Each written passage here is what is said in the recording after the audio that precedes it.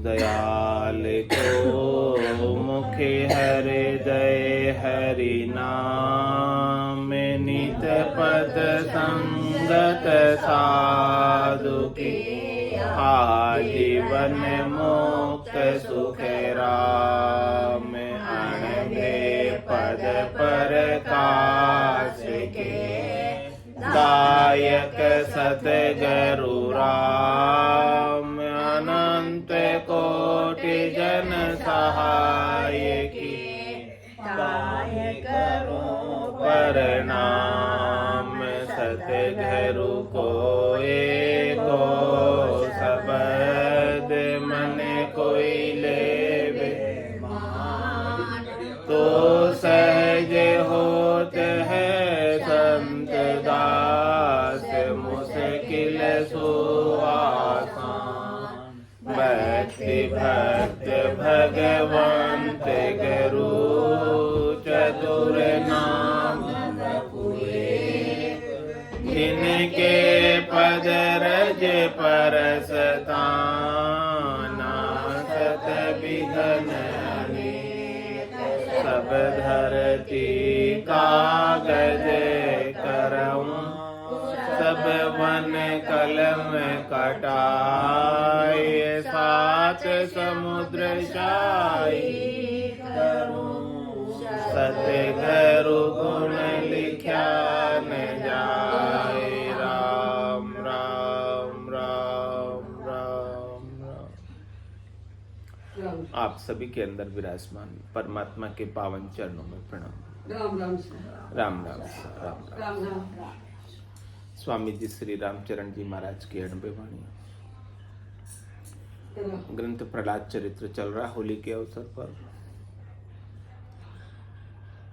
प्रहलाद जी बाल सखाओं को ऐसा ज्ञान समझा रहे हैं, निर्भय कर देने वाला, निश्चिंत कर देने वाला, निशोक कर देने वाला,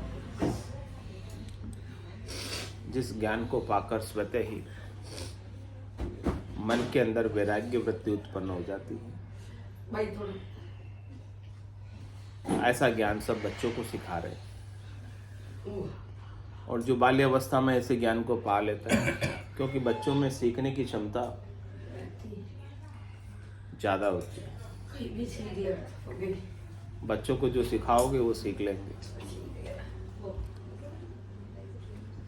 लेकिन बड़ों को सिखाना आसान नहीं है, क्योंकि वो बड़े बन गए। जो बड़े बन जाते उनको सिखा नहीं सकते, पाके हांडे के गारने लगते। खोटी संगत तो बगैर लागा क्या वो तो सहज है ना, मन का स्वभाव। हाँ। प्रकृति मन की प्रकृति है।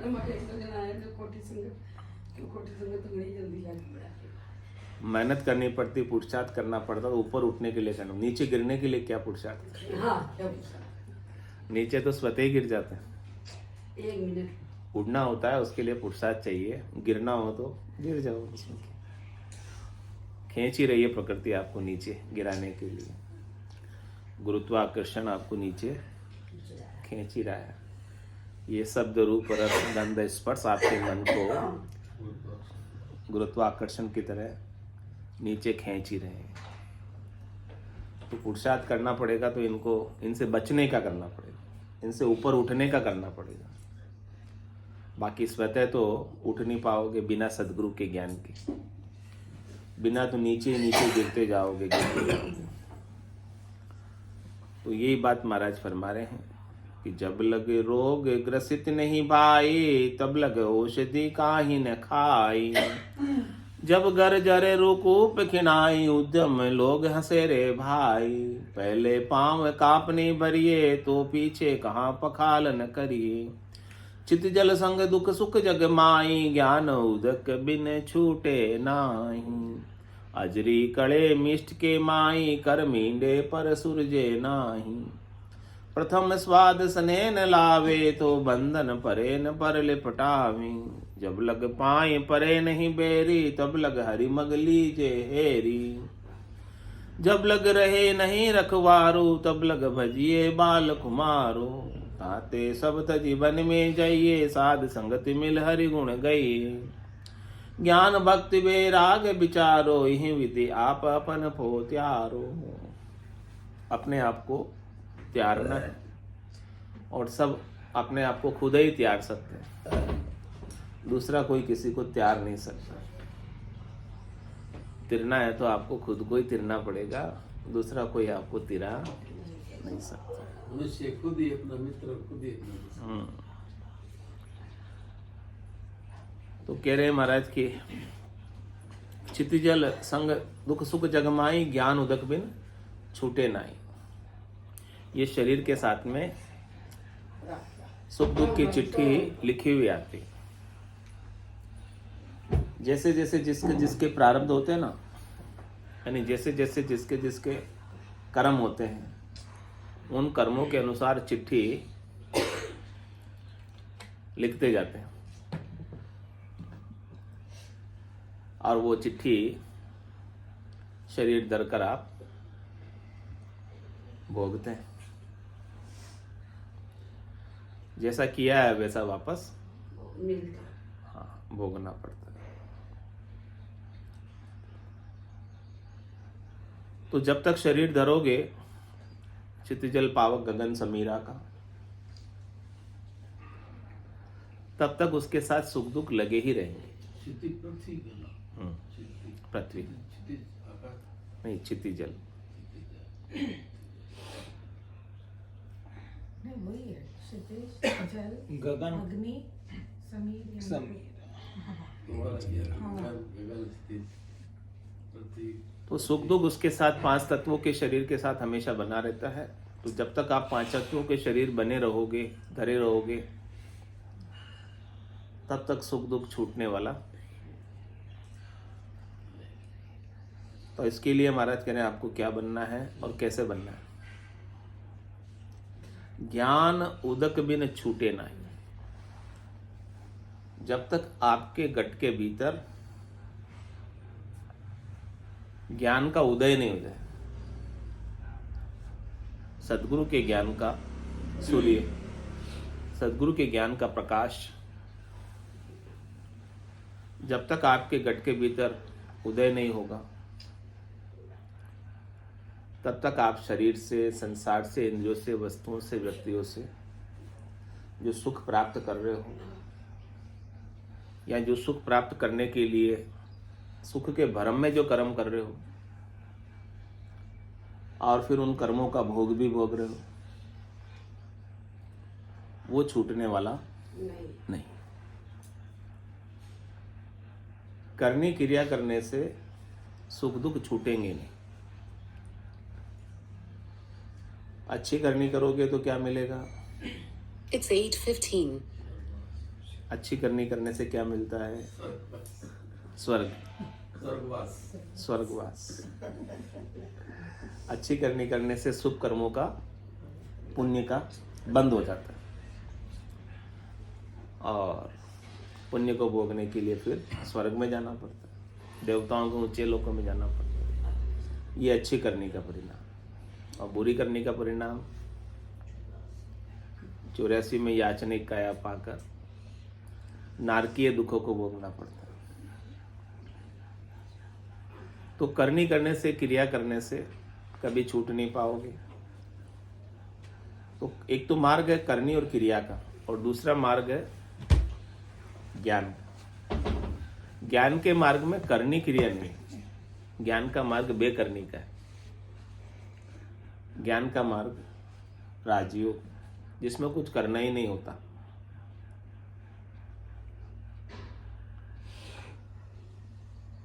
तो ऐसा नहीं करने का ज्ञान जब तक आपको नहीं आ जाए,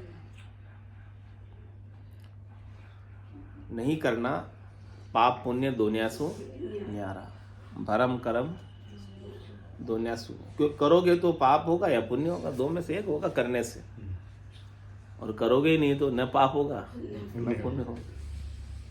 ये वो सिचुएशन आया जब भरम करम दोन्यासु न्यारा। कह रहे महाराज जहां सु रहो लिव लगा, ऐसे ज्ञान से लिव लगा लो, ऐसे सच से लिव लगा लो। ऐसे रहने वाले राम से लीव लगा लो, सत्स्वरूप से लीव लगा। जहाँ सुरहु लीव लाई, लीव लगानी बस, और कुछ नहीं करना, ज़्यादा कुछ प्रयास नहीं करना, लीव ही लगानी। लीव लगाने का मतलब वो सतराम आपको आपके सुमरण में, याद में बना रहे। और एक बार बन जाएगा ना तो लीव लागी टूटे नहीं, उठ बैठ कर काम। फिर आप उठ रहे बैठ रहे काम कर रहे, महाराज कह रहे मेरी तरफ से कोई आपको काम करने की मनाही नहीं, सब काम करो, लेकिन आपको अपने स्वरूप का बोध, स्वरूप की अनुभूति, स्वरूप की लीव बनी रहनी चाहिए। कौन हूँ, कहाँ जाना? हाँ, कौन, कहाँ जाना है? जाना तो कहीं नहीं, कहाँ जाना, कहाँ जाना है? जाना कहीं नहीं, न मैं कहीं आता हूँ न कहीं जाता हूँ, मैं कहाँ जाऊँ? जाना तो उसके लिए है, चलना उसके लिए है जो सीमित है, जो एक जगह है उसको चल के दूसरी जगह जाना पड़ता है। सीमित हमेशा एक जगह से दूसरी जगह जाता और आता है। असीम कहाँ आएगा कहाँ जाएगा? अब बोलो आकाश कहाँ आएगा कहाँ जाएगा? हाँ, सूरज आएगा जाएगा, चंद्रमा आएंगे जाएंगे, क्योंकि ये सब सीमित है, ये असीम नहीं। पृथ्वी आएगी जाएगी, ये भी सीमित है, असीम नहीं। हवा आएगी जाएगी, ये भी सीमित है, असीम नहीं। जल आएगा जाएगा, नल आ गया जल आ गया, नल चला गया जल चला गया, ये आएगा जाएगा। तो ये सब सीमित चीजें, जो सीमित होता है वो आता जाता है। आप सीमित हो या असीम हो, ये बताओ पहले तो कहाँ आओगे कहाँ जाओगे? आप आकाशवत हो। आकाश कहाँ आता है कहाँ जाता है? आकाश में कौन आते जाते हैं? बादल आता जाता है आकाश में, वो सीमित है। सूरज आता हुआ दिखता है जाता हुआ दिखता है, वो भी सीमित है, इसलिए आता जाता दिखता है, उसके किनारा है। असीम के कभी किनारा नहीं होगा। तो आपका स्वरूप कैसा है? सीमित है या असीम? असीम। असीम क्या है? ईसा तो है। ईसा नहीं, असीम पूरा ही है, ईसा नहीं हो आप। हिस्सा हो गए तो फिर सीमित हो गए। बंटवारा हो गया असीम का, तो आपने बंटवारा कर दिया, हिस्सा कर दिया तो फिर आपने अपने आप को सीमित कर दिया, सीमित मान लिया फिर। असीम का हिस्सा। असीम को कोई तोड़ सकता है क्या? असीम को आप तोड़ोगे तो सीमित हो जाएगा, तोड़ दिया तो। असीम को तो टुकड़ा ही नहीं कर सकते, उसका विभाजित नहीं कर सकते असीम को। चलो शून्य को डिवाइड करो, कर सकते, विभाजित करो शून्य। शून्य से शून्य सुनने से सुनी हो जाओगे। कर ही नहीं सकते ना शून्य को डिवाइड। 0/1 = इन्फिनिटी। इन्फिनिटी कैलकुलेटर में डाल के देखना, 0/1 वो लिख देगा, ई लिख देगा कैलकुलेटर, ई बताएगा इन्फिनिटी करते हैं।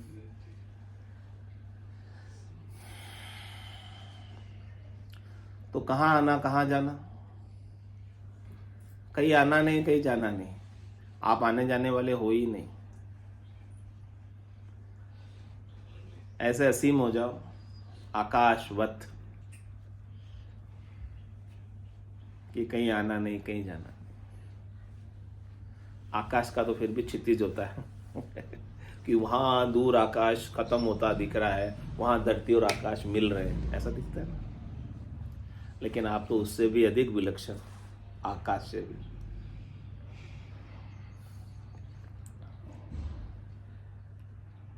तो ऐसा ज्ञान कब उदय होगा आपके भीतर असीम होने का, कि जहां आपका आना जाना ही मिट जाए, आवागमन मिट जाए, आना जाना मिट जाए। मतलब आप सर्वत्र हो जाओ, असीम हो जाओ, अनंत हो जाओ, अपार हो जाओ, वो अगाध हो जाओ। अगाध का बोध कब करोगे? महाराज ने अगाध बोध पूरा ग्रंथ लिख दिया, आत्मसार का ग्रंथ लिख दिया।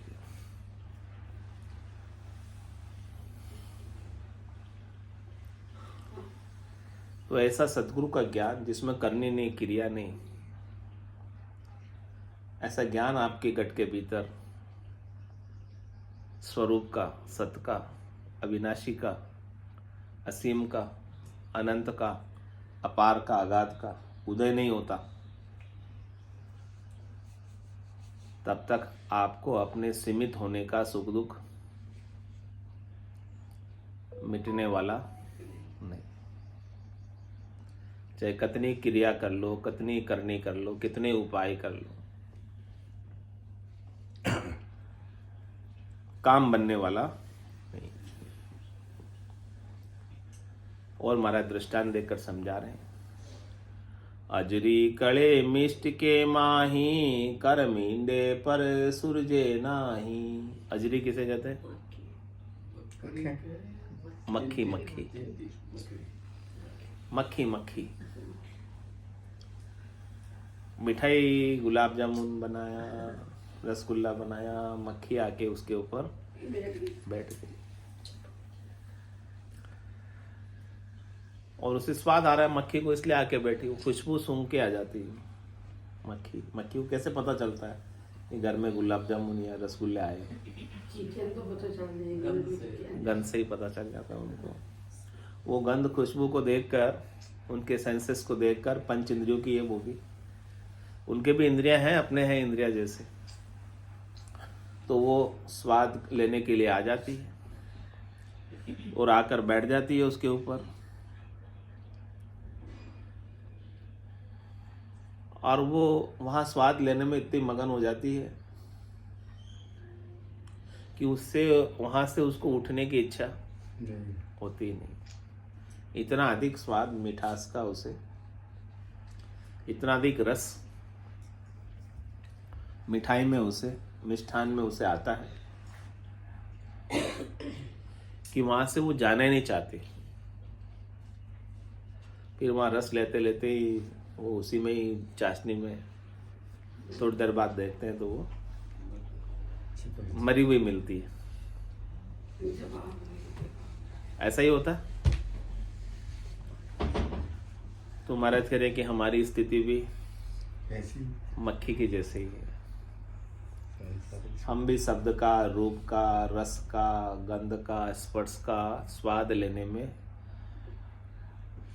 इंद्रियों के सुख लेने में, शरीर के सुख लेने में, संसार के सुख लेने में, वस्तुओं का सुख लेने में, व्यक्तियों से सुख लेने में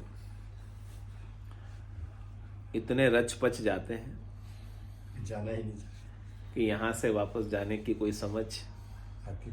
यहाँ से हटने की समझ हमें रहती ही नहीं है। और इसी में सुख मानते हैं, और जबकि वास्तव में ये सुख होता नहीं है, केवल सुख की प्रतीति है, केवल सुख दिखाई दे रहा है। मृग जल की तरह संसार के इंद्रियों के सुख है जो दिखाई देते हैं पर वास्तव में होते नहीं। तो ये बात कब समझ आएगी कि ये क्षणिक सुख, नाशवान सुख, थोड़ी देर के सुख मेरे समय को ही खराब कर रहे हैं, मेरी आयु अवधि को ही नष्ट कर रहे हैं, मुझे उलझा कर रखते हैं, फंसा कर रखते हैं, मुझे परमात्मा के आनंद से वंचित रखते हैं, क्योंकि हमारी वृत्ति उस समय सुखाकार होती, और सुख के भोग लेने के बाद वृत्ति फिर क्या हो जाती है? दुखाकार हो जाती है, क्योंकि सुख के बाद दुख तो जोड़े से। हमेशा क्या इंद्रियों का सुख एक जैसा बना रहता है? गुलाब जामुन एक खाओगे सुख आएगा, दूसरा खाओगे, तीसरा खाओगे, फिर 11वां खाओगे तो सुख ही बना रहेगा खाने का। आसमान नियम लागू हो जाएगा। यहाँ वो सुख पूरा दुख में बदल जाएगा। दुख में बदल जाएगा या सुख रह जाएगा? तो मत के सुख के साथ वो दुख आता ही है। सुख जहाँ दुख, दिवस जहाँ रजनी, जहाँ जन्म जहाँ मरना। ज्ञान विचार गुरा का देखो काल पास क्यों पर, ये ज्ञान उदक बिन छूटे नहीं। जब तक ऐसा ज्ञान आपके भीतर उदय नहीं हो जाएगा तब तक आप सुख दुख के जोड़े से, रात दिन के जोड़े से, जन्म मरण के जोड़े से, द्वैत से मुक्त नहीं हो सकते, अद्वैत नहीं हो सकते। सद्गुरु आपको द्वैत से अद्वैत होने का ज्ञान दे रहे हैं। तो कह रहे प्रथम स्वाद स्नेह न लावे तो बंधन परे न पर लिपटावे। यदि उसे पहले ही ऐसे स्वादों से स्नेह न होता इतना अधिक, तो जितना आवश्यक है उतना ले लिया और फिर उड़ जाती। महाराज आवश्यकता की पूर्ति की मनाही नहीं कर रहे महाराज, आपको शरीर को पोषण देने के लिए भोजन प्रसाद पाने की आपको मनाही नहीं कर रहे। आपका पेट तो भर जाता है लेकिन मन नहीं भरता, उसके लिए खाया जाता है, उसके लिए स्वाद लेते रहते हैं। महाराज कह रहे पेट तो भरो आप, हाँ, लेकिन पेटियां तो कभी भरते ही नहीं है, मन कभी भरता ही नहीं है। ऐसा है मनुष्य का मन। तो ज्ञान उदक बिन छूटे नाई, प्रथम स्वाद स्नेह ने लावे तो बंधन परे ना पर लिपटा। आपका स्नेह, आपका मोह, आपकी आसक्ति, आपकी आशा, आपकी तृष्णा, पहले से आपको पता हो कि ये मेरे लिए उलझाने वाली है, फंसाने वाली है, ये मेरे लिए दुख देने वाली है, तो आप उसे स्नेह करोगे या नहीं करोगे? अज्ञान अवस्था में ही स्नेह करते हैं, अज्ञान अवस्था में ही मोहित होते हैं उसके ऊपर। ना समझी में नादानी के अंदर ही क्षणिक सुखों के पीछे पीछे भागते हैं।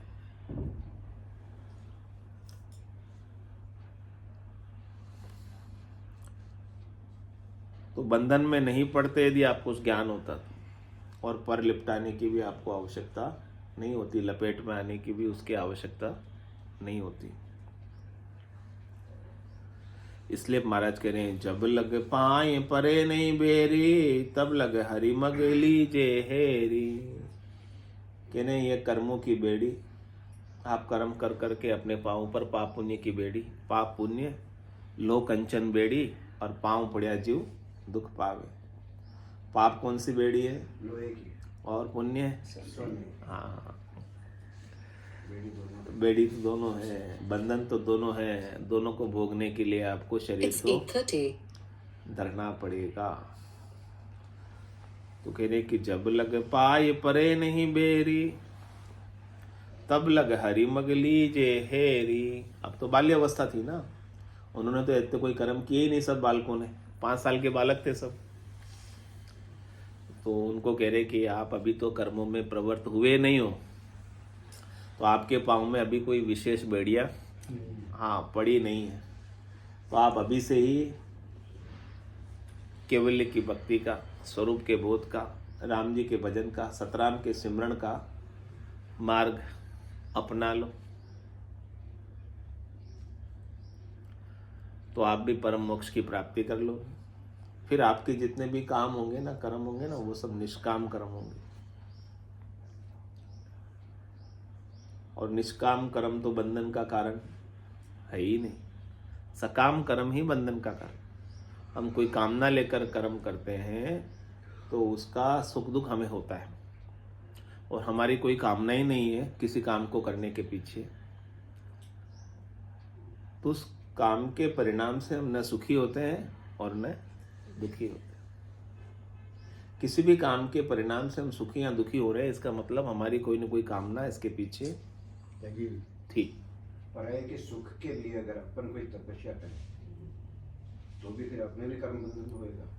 अमुक आदमी बहुत ज्यादा बीमार है तो भगवान या तो इसको एकदम ऐसा ठीक कर दे कि वापस चलने फिरने लग जाए, इसके घर में कोई सेवा करने वाला नहीं है, या फिर इसको उठा ले दोनों उसमें स्थिति में आपका मैं निजी तपस्या स्वार्थ करूंगा, आप में आपका मैं इस तपस्या करूंगा दोनों स्थिति में, वो ठीक हो जाएगा तो भी करूंगा, या उसको उठा ले, पर है जिस स्थिति में मत रख। उस स्थिति में अगर अपन तप करते हैं हमारी मान्यता के हिसाब से, हम अपने वैसा कठोर तप या कठिन तप करना चाहते हैं, पर फिर भी उसमें भी कर्म बंधन अपने लिए भी होगा, क्यों अपन तो उसके पर हित के लिए कर रहे हैं। उसमें आपका नहीं होगा ना, क्योंकि इसमें आपका कोई निजी स्वार्थ नहीं है, आप दूसरों के लिए कर रहे हो। जिसमें निजी स्वार्थ आ जाता है उसमें फिर कर्मों का बंधन होता। और उसके प्रति भी अपना कोई न कोई या तो रिश्ता होने की वजह से स्नेह है, या उसके साथ अनुराग है, या मित्रता है, या रिश्तेदारी है, और उसकी स्थिति देख करके अपने मन में भाव आता है कि या तो इसको उठा ले, या तो अब उठा ले, ये भी एक तरह से उसके लिए खोटा अपन सोच रहे हैं, या इसको ठीक कर दे ताकि ये वापस अपना खटकर्म करने लग जाए और बिस्तर में पड़ा पड़ा दुख नहीं पाए। हाँ, तो इसमें आपका कोई निजी स्वार्थ नहीं ना, आप दूसरों के हित के लिए कर रहे हो। जैसे सदगुरु भी ज्ञान देते हैं तो उनका कोई निजी स्वार्थ नहीं है, जीवों के कल्याण के लिए ज्ञान दे रहे हैं। तो ये भी एक ज्ञान देना भी कर्म है, ज्ञान देना भी कर्म है ना, कर्म। ज्ञान सुनना भी कर्म है। तो इसका बंधन नहीं होता है सदगुरु को, क्योंकि उनका अपना कोई निजी स्वार्थ है ही नहीं।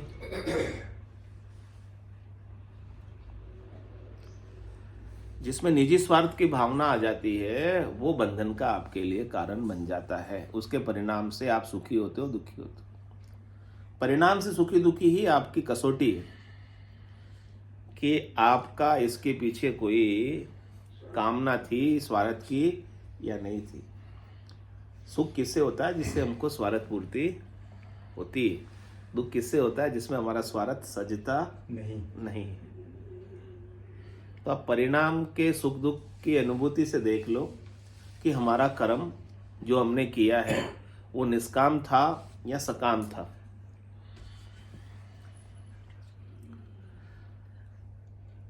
तो कह रहे तब लग हरि मग लीजे हेरी, और कह रहे जब लग रहे नहीं रखवारो, तब लग भजिए बाल कुमारो। हे बालकों, वो संडामृत जी और क्या नाम शुक्राचार्य जी लंच पे गए हुए हैं, स्नान ध्यान करने, भोजन प्रसाद। वो आते तो तुम्हारा भजन सब बंद करा देंगे, तो तब तक तो वो नहीं आवे, तब तक तो भजन कर लो। ऐसे ही महाराज कह रहे जब तक वो काल नहीं आ जावे जब तक आप भजन कर लो। वो काल आ जाएगा, काल कंठ जब आए गए तो फिर नहीं कर पाओगे। रैसी सकल पसारो रे, हारो रे कोई हारो रे, संसार कर्म सो।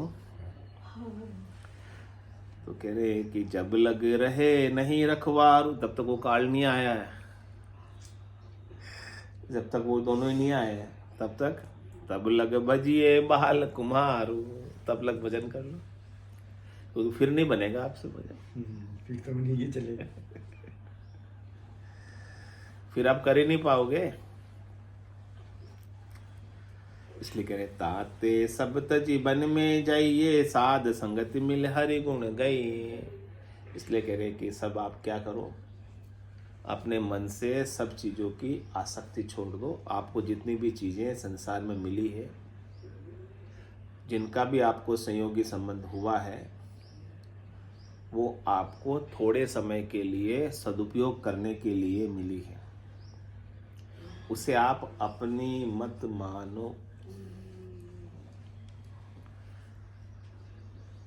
यहाँ इस संसार में कोई चीज़ आपकी है या नहीं है? आपकी है। जो चीज़ आपकी है उसकी कसौटी क्या है कि जो आप अपने साथ लेके जा सकते हो वो आपकी है। जो चीज़ आप अपने साथ लेके नहीं जा सकते हो वो आपकी नहीं। ये कसौटी, पहचान, परीक्षा। तो महाराज कह रहे कि आपने जबरदस्ती ही अपने मन में जो आपके साथ नहीं जाती है उसकी आसक्ति बांधी हुई है और आप खुद उसके बंधन में बंधे हुए। तो कह रहे ताते सब तजी, आप अपने मन से सब आसक्ति को, सब बंधन को क्यों नहीं छोड़ देते कि ये मेरे लिए कुछ उपयोगी नहीं है, कुछ काम की नहीं है। होए तो ही मुझे इससे कोई लेना देना नहीं है, और नहीं हो तो भी मुझे इससे कोई सरोकार नहीं है। ये मुझे बड़ा नहीं बना सकती। आत्मा माया से बड़ी नहीं बनेगी। माया आत्मा को कितनी प्राप्त हो जाए, आत्मा एक लेश मात्र भी थोड़ी सी भी वो बढ़ेगी नहीं। और कितनी माया चली जाए आत्मा के पास से, तो वो एक लेश मात्र भी वो घटेगी नहीं, छोटी नहीं होगी। तो फिर क्या करें? साध संगत मिल हरि गुण गाइए। फिर कह रहे साधना करने वाले, भक्ति करने वाले जनों की संगति करो। संगति करनी तो किसकी करनी है? निर्मल साध की संगत कीजिए, निर्मल साध की। निर्मल यानी जिनके मन के अंदर कोई मल नहीं है, विक्षेप नहीं है, विकार नहीं है, निजी स्वार्थ नहीं है, जो निष्काम है। ऐसे संतों की, सदगुरु की, केवली भगवंतों के ज्ञान की संगत करो, जिनको आपसे कुछ चाहिए नहीं, जो इस धराधाम पर कुछ देने के लिए अवतरित हुए हैं, कुछ लेने के लिए नहीं, कुछ बनने के लिए नहीं, कुछ पाने के लिए नहीं। ऐसे साधना करने वाले, भक्ति करने वाले जनों की संगत करो। जो पाने के लिए आया है, कुछ बनने के लिए आया है, कुछ लेने के लिए आया है, वो निर्मल है ही नहीं। वो तो उनका लेने का, पाने का, बनने का विकार उनके भीतर लगा हुआ है। तो साध संगत मिल हरि गुण गाइए। ऐसे साधना करने वाले, भक्ति करने वाले जनों की संगति करके हरि का गुण गाओ, राम जी के नाम का सुमरन करो, सतराम का सुमरन करो। और क्या करो? ज्ञान भक्ति बैराग विचारो, इहि विधि आप अपन पोत्यारो। क्या करना है? ज्ञान। ज्ञान से आप मुक्त होंगे, ज्ञान के बिना मुक्ति नहीं।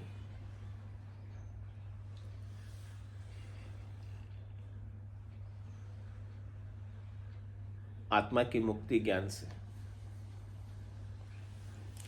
शरीर की मुक्ति भक्ति से, दास भाव से। शरीर किसका दिया हुआ है?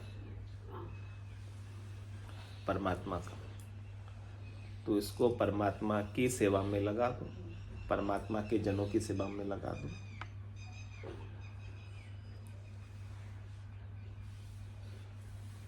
और जो भी वस्तुएं मिली है आपको, जिनका भी सहयोगी संबंध मिला है, उन सब से हम राग मुक्त हो जाए। वैराग्य का क्या मतलब? उनसे हमारा राग से वे दूर। हाँ, उनसे हमारा राग नहीं रह जाए। और द्वेष भी जो है ना, राग में से ही निकलता है। राग होता है तो द्वेष होता है, राग ही नहीं होगा तो द्वेष भी नहीं होगा। राग द्वेष दोनों जोड़े के हैं, यानी साथ। जैसे सुख है, सुख का अंतिम छड़ा दुख में, दुख का अंतिम छड़ा सुख में। ऐसे ही राग का अंतिम छड़ा द्वेष में, और द्वेष का अंतिम छड़ा राग में। दिन का अंतिम छड़ा रात में, रात का अंतिम छड़ा दिन में। जन्म का अंतिम छड़ा मृत्यु में, मृत्यु का अंतिम छड़ा वापस जन्म में। तो ये सब जोड़े से। तो महाराज कहने कि इस प्रकार से ज्ञान, भक्ति और वैराग्य, राग से रहित होना।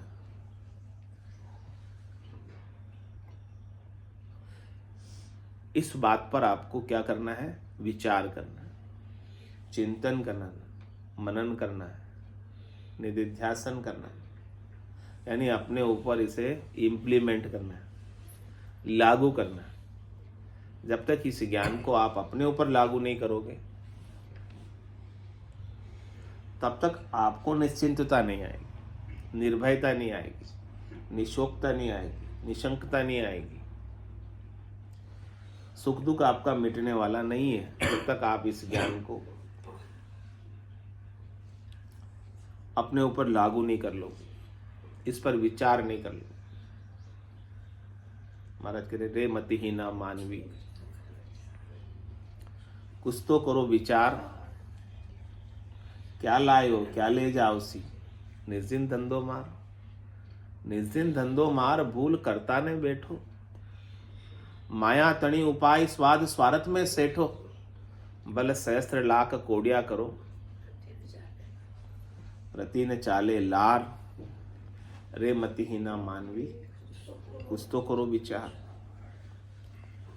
लेकिन हम विचार ही नहीं करते इसके। सोचो साथ क्या जाएगा।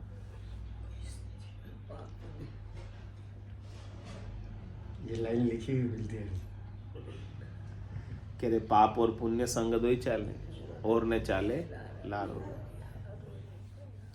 इस माया को उपाने के लिए जो पाप पुण्य किए ना, वो आपके साथ चले, माया आपके साथ चलने वाली नहीं।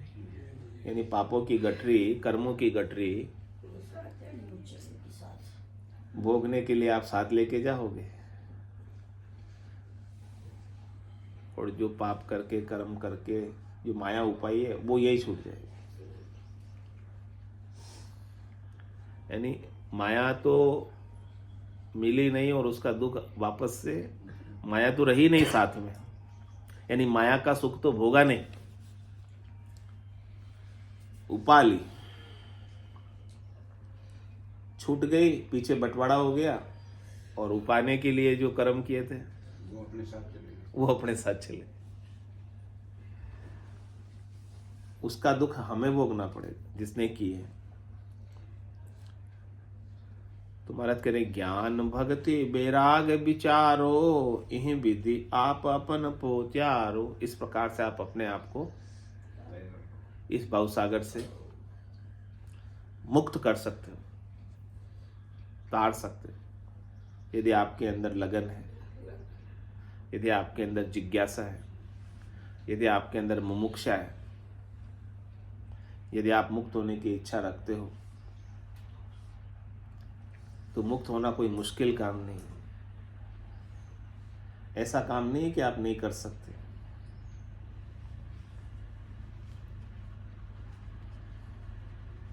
है क्या मुश्किल है क्या? मुश्किल तो नहीं है, लेकिन फिर भी करोड़ों में से कोई एक बिरले का ही हो, तो कहीं ना कहीं मुश्किल है, जब भी तो करोड़ों में से किसी एक का होगा। लाखों में करोड़ों में एक। और वैसे बहुत सहज है। सहज है, सरल है, लेकिन सब माया मोह से छूट नहीं पाते हैं, क्योंकि ये माया बड़ी बलाई, डाव दे पकड़े आए। ये माया बड़ी बलाई है, बार बार ये डाव लगाकर पकड़ती है। ब्रह्मा विष्णु महेश्वर शक्ति जिन ये बंधन दिया, सत बैराग बिना नहीं छूटे बहुविधि गाड़ा की। ये माया के बंधन सबले, रजोगुण के, सतोगुण के, तमोगुण के, इनसे सुख लेने के बंधन अपर बल भारी जबरदस्त। बिना सत वैराग के, बिना सतगुरु के ज्ञान के ये बंधन छूटते नहीं। तो कह रहे सकल प्रबोध नीका दियो। ये जितना भी ज्ञान दिया ना अभी